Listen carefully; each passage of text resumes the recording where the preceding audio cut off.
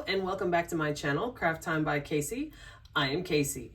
And today, these are the 6 pairs of earrings that I will be making.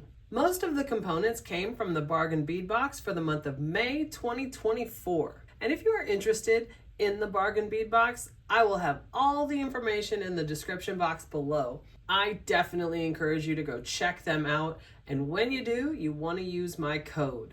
That code is Casey2. And that code will get you $2 off your first order from their website or $2 off your first month subscription. So if you would like to see how these earrings came about, then stay tuned.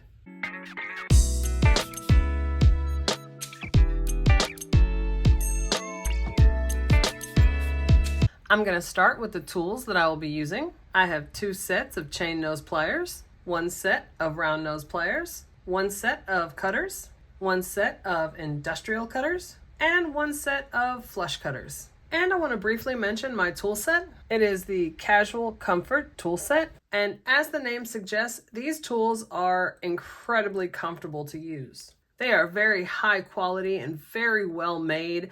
And the biggest thing for me is the size. A lot of times jewelry making tools will be like this, just a little bit smaller. You can see the grips are quite a bit smaller as well. And I know these certainly function, but for me, these Casual Comfort tools just seem to be made for adult size hands. So I will have these tools linked down below along with everything else I use in the video that did not come from the bead box. And I want to go ahead and mention, in case you see it, I got myself a little bruise, and I don't know about any of you guys, but for me, when something minor happens, I tend to get a huge bruise like this. And then if I stub the crap out of my toe, it won't look like anything, but I'll be writhing in pain. So in case this pops up in the video, I am fine. I'm fine. I went to an adventure park yesterday where I was climbing and I just banged my arm. Simple as that. So you might see the end of it. Don't worry about me. I am fine. It's the only bruise that I have, but I banged my arm. So no stressing. So for every pair of earrings, I'm going to start with one already made and we're going to make the other one together. And there's going to be a variety of difficulties. Some like this one here are going to be super simple and super quick, and some of the others are going to be just a little bit more complex. So here is the first one. I'm going to start with a ball end pin, and I will also link below the opening video I did for the bargain bead box, and it will have a detailed description of everything I use that comes from the box. So we have a simple back and forth with these beads and spacer beads that came in the box. And I'm going to go in with my round nose pliers just above that top bead. Bend it back with my fingers. And this one's just a little bit tougher just because it's so short. I'm going to go in with my cutters just inside that loop. And before I close that loop, I'm going to go ahead and put on my ear wire and take the end of it there and curl it closed. Just like that. Here is the very simple first pair. On to the next one. So here is the next pair. I'm going to use these really pretty charms and these connectors. These are 2-side connectors, really pretty. So first I'm going to simply connect the pieces together with some jump rings. Open, put it on there just like that. Put on the oval and close. And take the next one. And since this piece is 2-sided, you can put it on either way. And I'm going to go ahead and connect it down and close it. And now I'm going to connect it to the ear wire. And this does matter which way because the charm at the bottom is 1-sided. The other side is gold. So you want to make sure that it's facing the correct way. And curl it closed.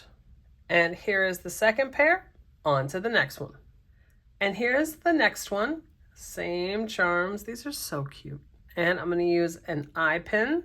On this one, I'm going to begin and end with these really pretty triangular beads. And here is the component. I used the bead caps that came in the box and these really pretty English cut beads. And I'm going to try to line the loops up so they go in the same direction. So I have it facing up and down like that. I'm going to put it right on my finger. And I'm going to go in just above that top bead, bend it back with my fingers, and just like the other one, it's just a little short.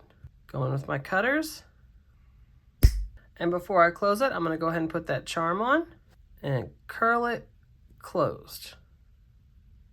And for that, I'm going to rotate the loop on the bottom of the ear wire. Right now it's facing this way. I need it to be facing the other way, so I'm going to go ahead and cover it with my chain nose pliers and rotate it. Just like that. Now I'm going to open it. And again, the charm is one-sided, so you want to make sure it's facing the same way. Curl it back. Here is the next pair. On to the fourth one. Here is the next pair. Of course, it's a hoop earring. And I have 22 gauge memory wire.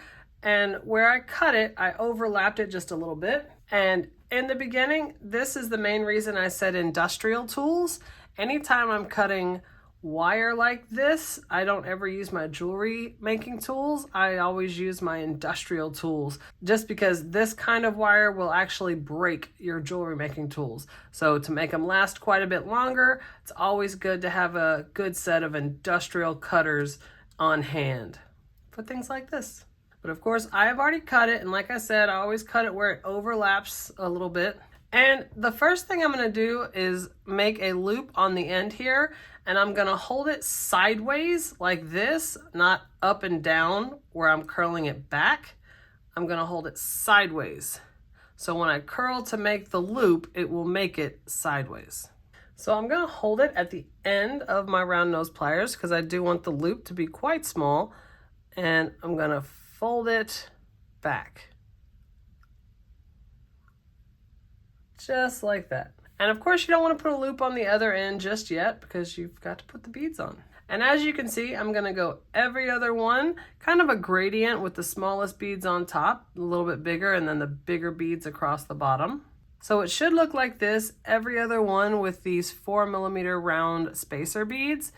And you're just going to push it to the end as you keep adding all of the beads on. So we'll meet up at the end.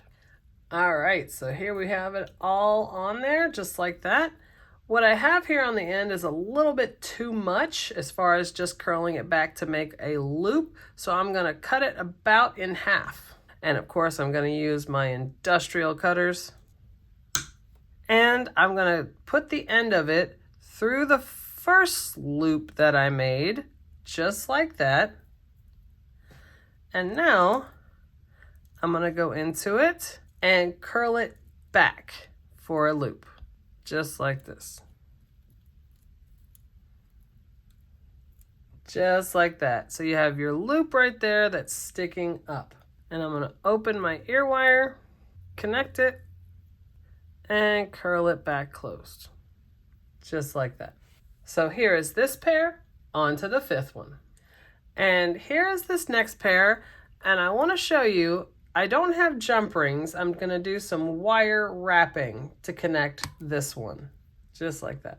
So this time I am not using memory wire. I am using just regular wire. It's German style wire. And this time I want the loops to be rather big. So I'm going to be up towards the wider side of my round nose pliers, because obviously that is going to make it more round. So from up here, I'm going to bend it just like that, about 90 degrees.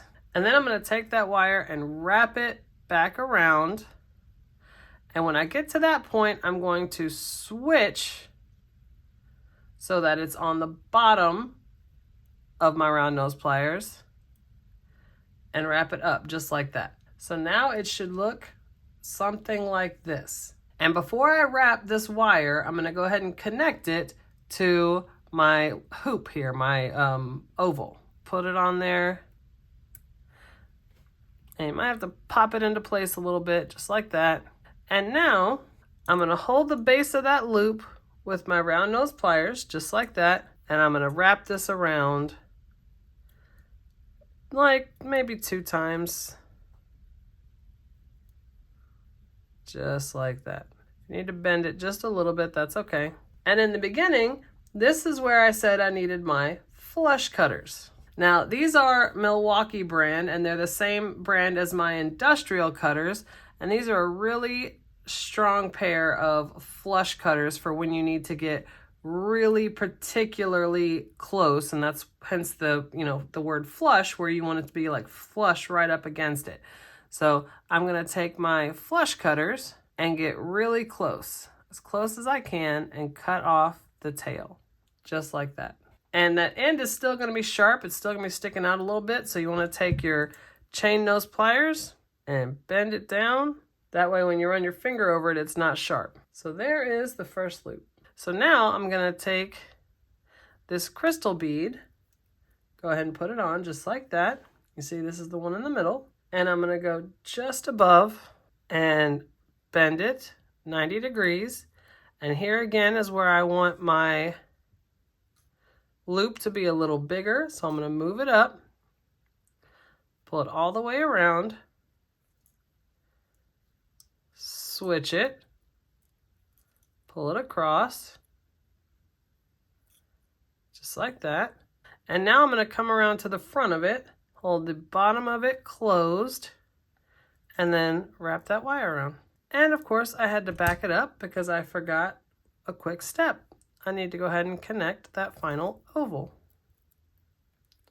Because once you wrap it, you cannot connect anything to it, so make sure before you get it too far. So now I'm going to go back and hold it right there at the base and wrap the wire around.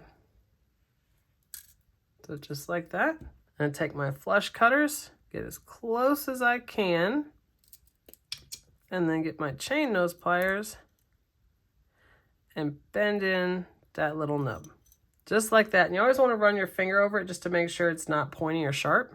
All right, so now we have the body of the earring, and we'll add the ear wire. Open it, connect it, and then curl it back. Just like that. So here's this pair on to the 6th and final pair. And here is the final pair. And the primary beads on this one are going to be those beautiful crystal triangle beads, really shiny.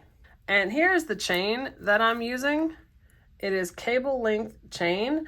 And I absolutely love, first of all, these large spindles because I go through it so quickly and it comes with quite a bit. And just as one more example, this particular type of chain comes in 6 different finishes. Of course, this is the red copper, but just to show you, each spool comes with this much. It's really nice. So off of that spool, I'm using 2 different sections that have 10 links in it. So not much.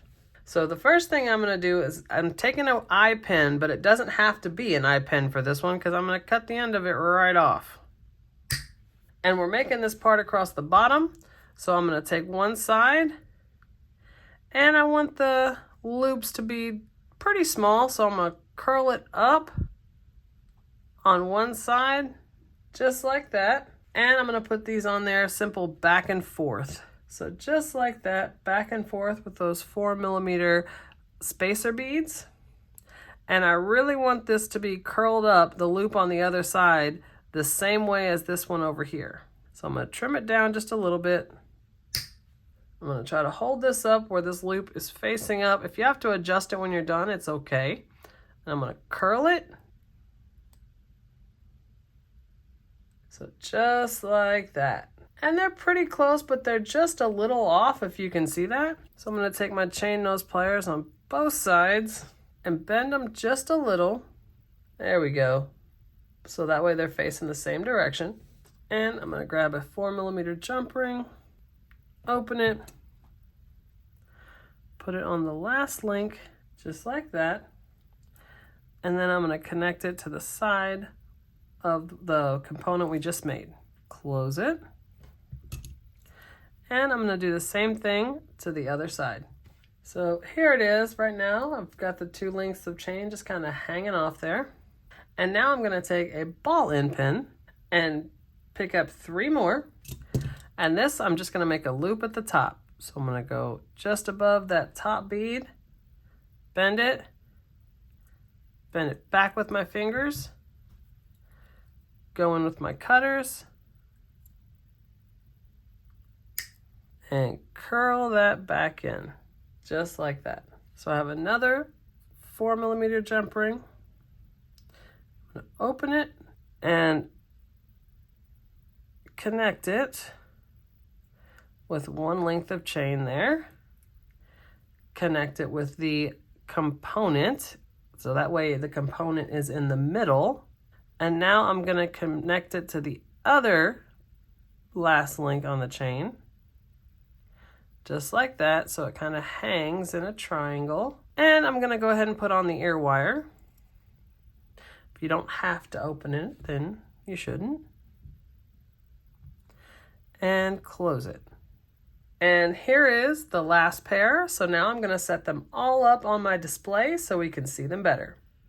All right, so here they are, and I am super excited. One of the little bit of a kind of a drawback for me for this month was the kind of monotone of colors. There wasn't a huge variety of color, but I really do like the way these came out. I do enjoy the color coral, and to me this color is coral, and I just think they came out so nice. I love these enamel charms. I think they are so cute, and I really like that I was able to use, several different kind of techniques with the hoop earrings and the wire wrapping. I just think they came out so nice. And once again, if you are interested in the bargain bead box, I will have all the information in the description box below. I definitely encourage you to go check them out, and when you do, you want to use my code. That code is Casey2, and that code will get you $2 off your first order from their website, or $2 off your first month subscription. So if you like this video and you want to see other videos just like this, go ahead and hit that subscribe button down below and give me a like. Leave a comment. I absolutely love reading my comments. You guys are so kind, and I definitely look forward to seeing you in the next one. Bye.